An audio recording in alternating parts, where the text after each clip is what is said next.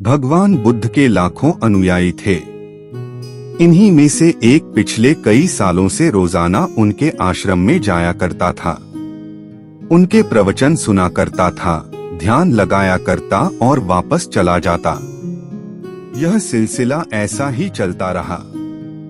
मगर एक दिन यह अनुयायी आश्रम नहीं आया और उसके बाद उसने आश्रम में जाना ही छोड़ दिया।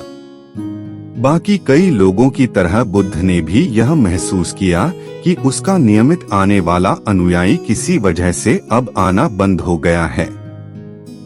इस बात को कई दिन बीत गए।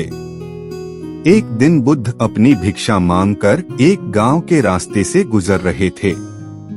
यह गांव दरअसल उसी अनुयायी का था जिसने अब आश्रम में आना छोड़ दिया था।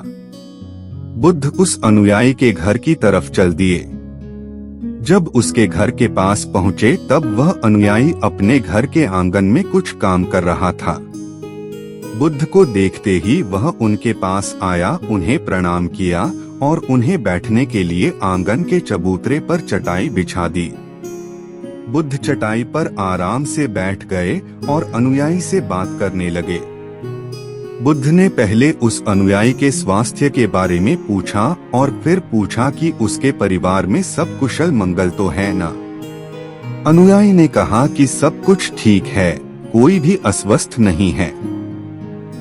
बुद्ध ने उससे आगे पूछा, अगर सब ठीक है तो तुमने आश्रम में आना क्यों छोड़ दिया? अब अनुयायी ने थोड़ा सा शर्मिंदा होते हुए कहा, गुरुजी मैं क्या करता, मेरे पास पहनने के लिए सिर्फ एक ही जोड़ी कपड़ा है और वह भी अब जगह जगह से फट चुका है, उसमें कई जगह छेद हो गए हैं। अब आप ही बताइए, ऐसी हालत में मैं इतने सारे लोगों के सामने कैसे आता?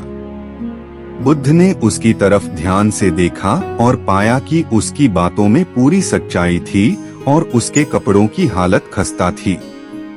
बुद्ध ने मुस्कुराते हुए उस अनुयायी के कंधे पर हाथ रखा और सब ठीक हो जाएगा बोलकर उसे दिलासा दिया और वहां से चले गए।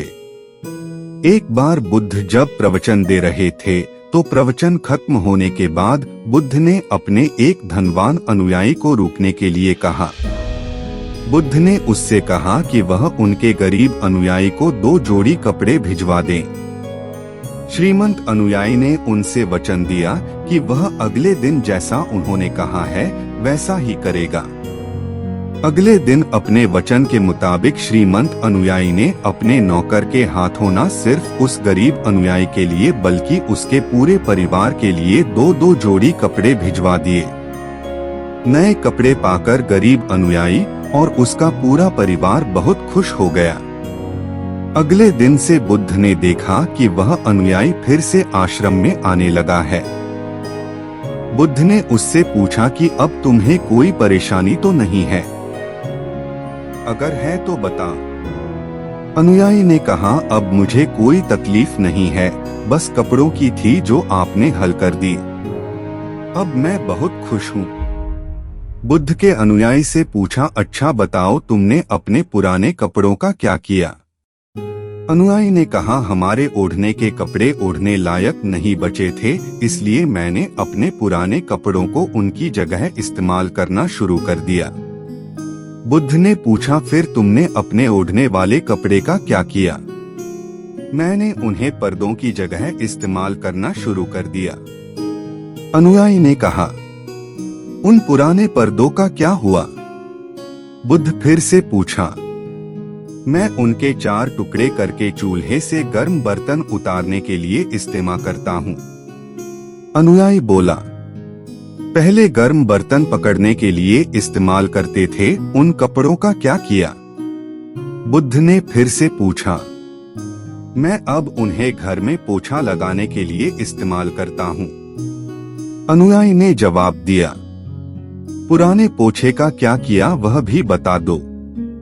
बुद्ध ने अगला सवाल पूछा, वह कपड़ा कुछ भी करने लायक बचा नहीं, इसलिए मैंने उसके तार अलग कर दिए और उनसे दिया की बाती बना ली।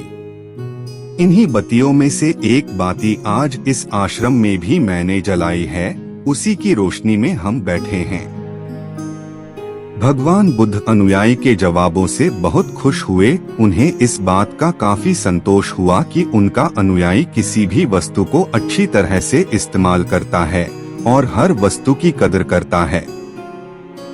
दोस्तों, इस कहानी को उन लोगों तक जरूर पहुंचाएं जो उन्हें आसानी से मोलने वाली वस्तुओं की कदर नहीं करते और जरूरत से के ज्यादा लेते हैं, फिर बिना अच्छे से इस्तेमाल किए वेस्ट करते हैं या फेंक देते हैं।